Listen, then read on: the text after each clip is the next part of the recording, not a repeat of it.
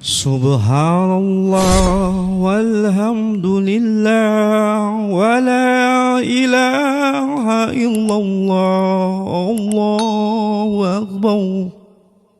Bismillahirrahmanirrahim. Assalamualaikum warahmatullahi wabarakatuh.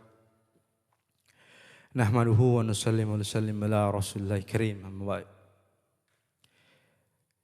Teman-teman hijrah yang sama-sama dimuliakan Allah Subhanahu wa taala. Kembali lagi kita berkumpul di sini, teman-teman sekalian. Syukur alhamdulillah tidak henti-hentinya kita panjatkan kehadirat Allah Subhanahu wa taala. Karena sampai detik ini Allah masih memberi kita begitu banyak nikmat hadirin sekalian, nikmat yang tidak bisa terhingga hadirin sekalian. Banyak sekali nikmat-nikmat Allah hadirin sekalian. Salawat dan salam senantiasa kita kirimkan juga untuk junjungan kita Rasulullah sallallahu alaihi wasallam. Allahumma shalli wa sallim ala sayyidina Muhammad. Seorang lelaki mulia, seorang lelaki yang Allah pilih untuk menjadi kasihnya Allah. Yang Allah pilih menjadi kasih Allah hadirin sekalian. Bahkan di dalam surga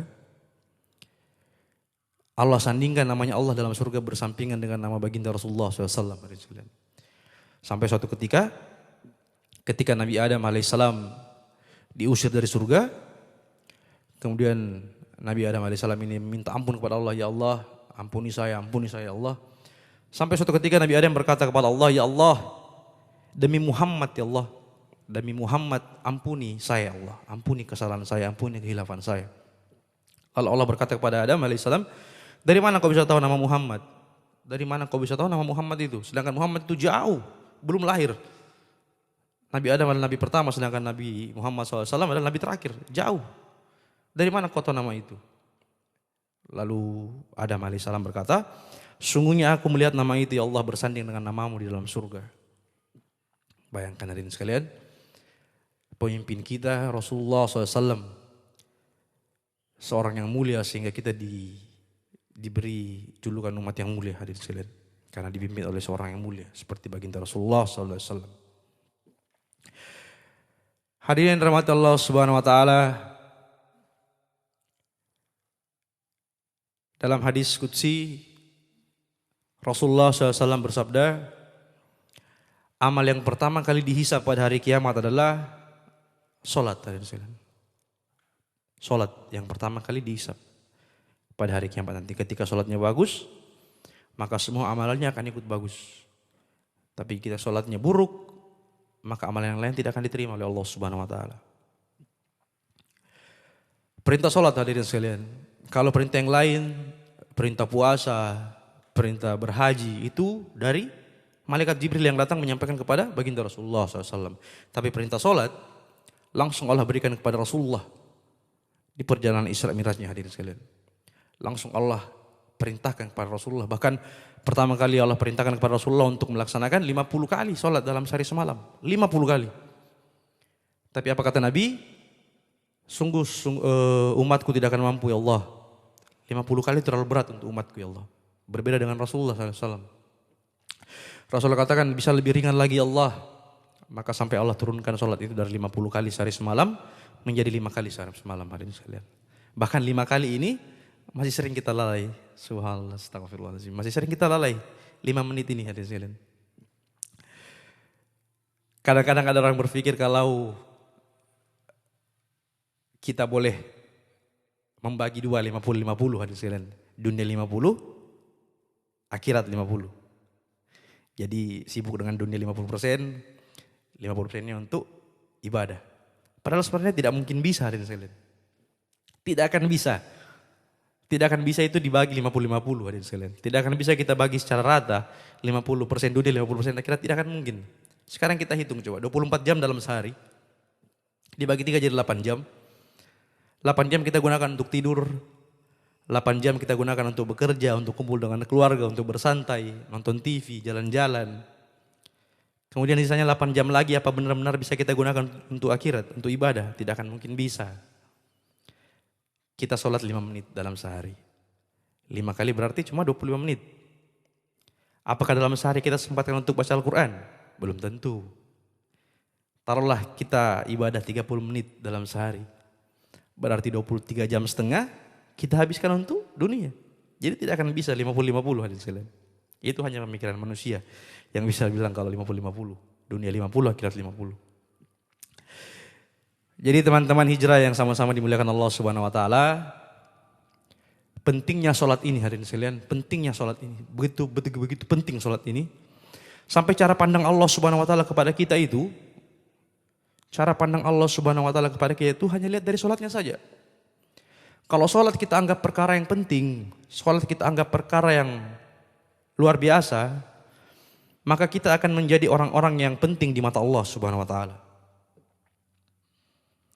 Tapi jika sholat ini kita anggap suatu perkara yang biasa-biasa saja, perkara yang tidak penting, maka kita pun akan menjadi orang-orang yang tidak penting di mata Allah Subhanahu wa taala. Sholat adalah amalan yang pertama kali dihisab di hari kiamat nanti. Jika sholat kita bagus, maka pasti semua amalan kita akan diterima Allah Subhanahu wa taala. Tapi jika sholat kita buruk, maka seluruh amalan kita tidak akan diterima oleh Allah. Sholat ini ibaratkan tiang rumah hadirin sekalian. Tiangnya. Nabi katakan dalam hadis, siapa yang menjaga sholatnya, itu adalah mendirikan agama hadirin sekalian. Siapa yang meninggalkan sholat, maka sama dengan meruntuhkan agama. Kalau orang-orang kafir misalnya melempari masjid, itu hanya dilempari. Tapi kalau meninggalkan sholat, itu meruntuhkan agama. Betapa pentingnya perkara sholat ini hadirin sekalian. Jadi, mau kita seorang pemabuk, sholat, kita sholat. Mau kita seorang pemakai narkoba, sholat. Perampok, sholat saja. Pezina, sholat saja. Kenapa disuruh tetap sholat? Karena sholat ini yang akan memperbaiki amal-amal buruk kita itu. Sholat ini yang akan memperbaiki keburukan-keburukan kita hadirin sekalian. Dalam Al-Quran Allah katakan, sholat dapat mencegah perbuatan keji dan mungkar. Ya, dalam Al-Quran Allah katakan, sholat dapat mencegah perbuatan keji dan mungkar. Tapi kadang-kadang ada orang yang berkata, loh itu sholat tapi masih maksiat. Berarti tidak memperbaiki perbuatan keji dan mungkar. Sekarang bukan ayatnya yang salah hadirin sekalian. Sama sekali bukan ayatnya. Ayat Allah, firman Allah tidak pernah salah. Allah katakan sholat dapat mencegah perbuatan keji dan mungkar, itu betul. Jadi bukan ayatnya yang salah, tapi sholatnya. Masya Allah. Ibaratnya kalimat seperti ini ya, contohnya seperti ini. Kalau saya katakan dalam kalimat AC, itu dapat mendinginkan ruangan. Salah atau tidak kalimatnya? Tidak, benar. AC dapat mendinginkan ruangan, itu benar kalimatnya. Tapi kalau ruangan itu tidak dingin walaupun ada AC-nya, berarti yang bermasalah AC-nya. Nah begitu juga dengan sholat ini. Kalau orang sholat tapi masih bermaksiat, sholat tapi masih bikin perbuatan-perbuatan dosa, berarti mau dipertanyakan lagi sholatnya. Yang mau diperbaiki itu sholatnya. Apakah benar-benar sholatnya sudah bagus? Apakah sholatnya sudah tepat waktu? Hadirin sekalian. Banyak orang yang sholat, koruptor-koruptor itu sholat, para pejabat-pejabat yang terlibat kriminal, sholat mereka. Tapi kenapa masih bermaksiat? Karena ada yang salah dalam sholatnya. Hadirin sekalian. Ada yang salah dalam sholatnya. Apakah benar-benar sudah ikhlas sholat karena Allah? Seperti itu. Ada orang yang sholat karena mungkin mau dilihat kalau dia beriman. Ada orang yang sholat karena pencitraan. Ada orang yang sholat tidak ikhlas. Seperti apa contohnya tidak ikhlas orang sholat? Taruhlah sholatnya tidak tepat waktu. Sholat duhurnya nanti dikerjakan pas mau asar. Sholat asarnya dikerjakan pas mau maghrib. Sementara Allah sudah katakan dalam Al-Quran, sholat itu sudah ditentukan waktunya untuk orang-orang yang beriman. Surah An-Nisa. Jadi teman-teman sekalian, perbaiki sholat kita lagi ya sekalian. Kalau kita sholat terus masih ada maksiat yang kita bikin, belum menghindarkan kita dari perbuatan keji dan mungkar, perbaiki lagi sholat kita, perbaiki lagi sholat kita. Setiap hari belajar untuk perbaiki sholat kita, amal kita. Caranya supaya kita bisa memperbaiki sholat ini, Allah kasih cara mudah. Bagaimana caranya? Dengan cara berjamaah. Sholat berjamaah. Jangan sholat sendiri. Gitu. Jadi bahasa halusnya seperti ini, bahasa halusnya kalau kita belum mampu untuk membuat sholat kita khusyuk, kita belum mampu untuk sholat khusyuk wal hudu, sholat yang betul-betul fokus sama Allah, maka jangan coba-coba sholat sendirian. Berjamaah. 3 sholat yang Allah suka ini, yang pertama sholat tepat waktu, sholat di mana dikumandangkannya azan, kemudian sholat dilakukan secara berjamaah. Kalau sholat berjamaah, hadirin sekalian, kita tidak husu, tapi imam kita husu, semuanya diterima oleh Allah. Kalau imamnya tidak husu, tapi salah satu dari kita ada yang husu, semua diterima oleh Allah Subhanahu wa taala. Kalau semuanya tidak husu dalam sholat, Allah tetap terima. Karena apa? Karena kita masih menghargai sholat berjamaah, hadirin sekalian. Allah katakan kepada malaikat, terima semua amalan umatku, terima semua amalan hambaku yang ada di masjid itu, karena mereka berjamaah.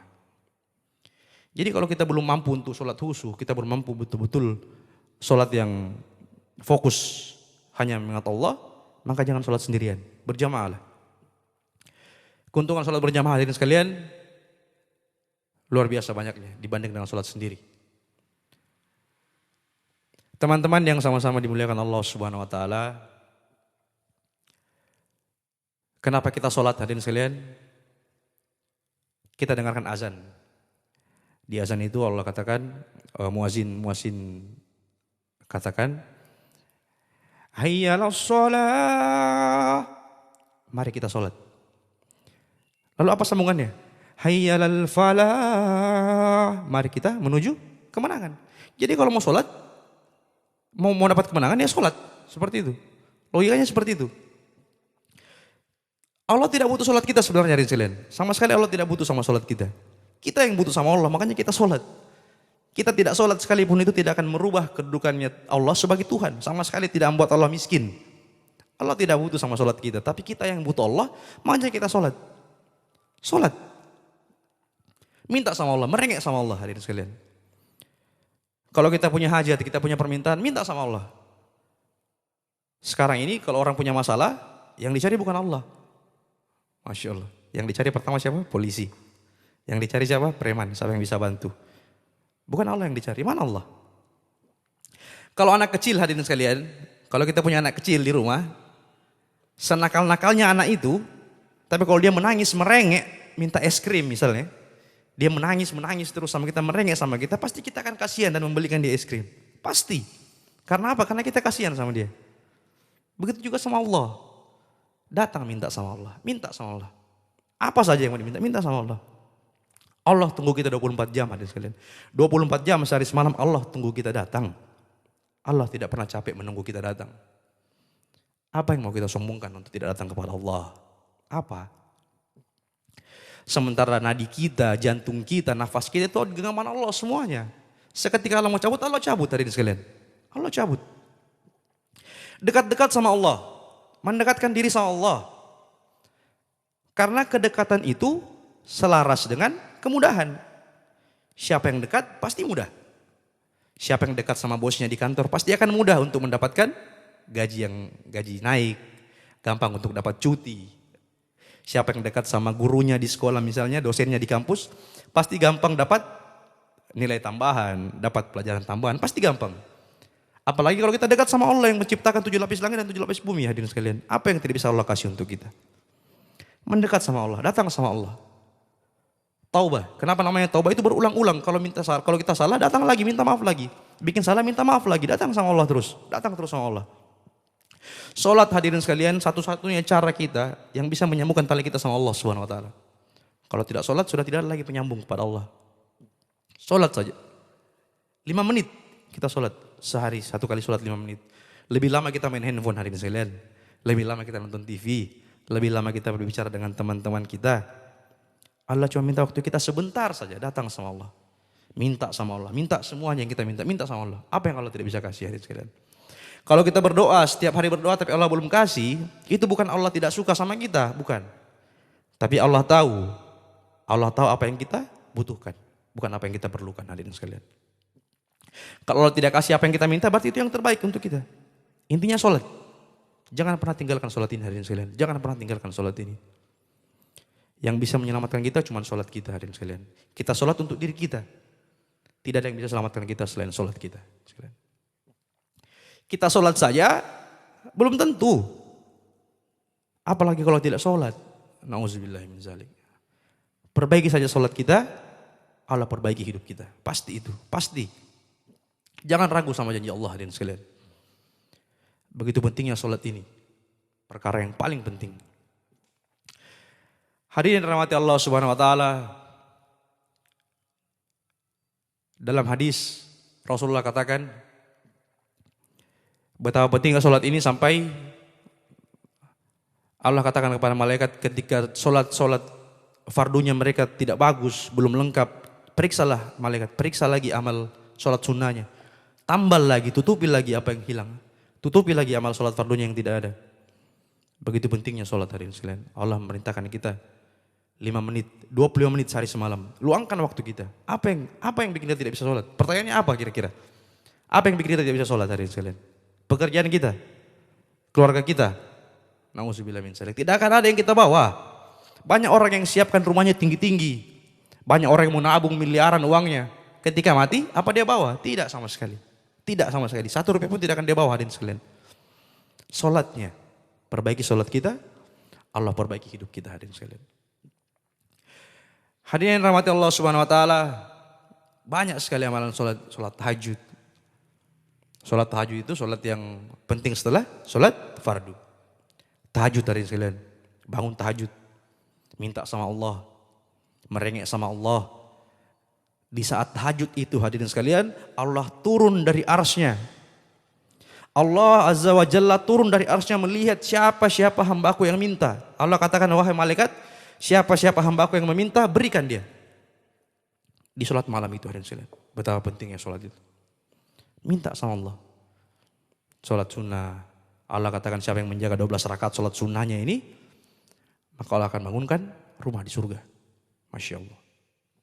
Tidak berat. Sholat hanya berat bagi orang-orang yang munafik. Itu saja. Tapi untuk orang-orang beriman tidak berat sholat.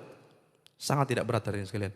Bahkan di ilmu kedokteran, bayangkan ilmu kedokteran di Amerika, seorang dokter berkata, sujud kita ini, orang yang rajin sujud itu, sangat besar kemungkinan terhindar dari pembukaan otak di otaknya hadirin sekalian. Karena aliran darahnya betul-betul berjalan dengan bagus ketika dia sujud. 5 menit. Luangkan waktu kita 5 menit. 25 menit dalam sehari semalam hadirin sekalian. Jangan menganggap ini perkara sepele. Karena inilah perkara utama. Amalan yang pertama kali dihisap adalah sholat hadirin sekalian. Walaupun kita haji 10 kali. Kita berpuasa luar biasa. Kita baca Quran sampai tamat berapa kali. Tapi sholat kita buruk. Maka tidak akan ada amalan yang diterima sama Allah Subhanahu wa taala. Perbaiki sholat kita, maka semua amalan kita pasti Allah terima, insyaallah. Hadirin rahmati Allah Subhanahu wa taala, semoga apa yang saya sampaikan ini bisa kita kesankan dalam hati lagi. Kita tingkatkan lagi sholat kita. Pokoknya kita perbaiki sholat kita saja. Perbaiki terus sholatnya. Jangan capek untuk sholat. Jangan capek datang sama Allah. Minta terus sama Allah. Minta terus sama Allah. Pasti Allah kasih. Menangis terus sama Allah. Pasti Allah kasih. Kita ini kadang-kadang baru 2 kali berdoa. Allah tidak kasih doanya. Allah tidak kabulkan doanya. Malas lagi. Malas lagi. Itu waswis setan. Waswisu setan. Jadi teman-teman sekalian, mulai hari ini yang masih bolong-bolong sholatnya, insya Allah kita perbaiki lagi sholatnya. Begitu azan datang, kita dengar suara azan, datang ke masjid. Hadirin sekalian, datang. Bagaimana rasanya hadirin sekalian kalau kalian chat, misalnya kalian WA teman kalian, di WA terus, tapi cuma di-read saja. Tidak dibalas, di-read saja. Pasti kita rasakan, wah ini teman kurang ajar ini. Saya chat berapa kali cuma di-read saja. Begitu juga yang Allah rasakan ketika kita dipanggil sholat dengan azan, lalu kita cueki saja. Kita pura-pura tidak dengar. Nauzubillahi min dzalik. Perbaiki sholat kita, Allah perbaiki hidup kita. Perbaiki sholat kita, Allah yang jamin hidup kita. Perbaiki sholat kita, Allah selamatkan kita dunia akhirat. Semoga setelah hari ini teman-teman yang masih bolong-bolong sholatnya diperbaiki sholatnya lagi, dikasih penuh sholatnya semata-mata karena Allah. Semua kita semua selamat dunia akhirat karena pasti dan pasti Allah akan menjaga kita, menjaga keluarga kita kalau kita senantiasa dekat sama Allah Subhanahu wa taala. Jangan jauh-jauh dari Allah hadirin sekalian. Jangan jauh-jauh dari Allah.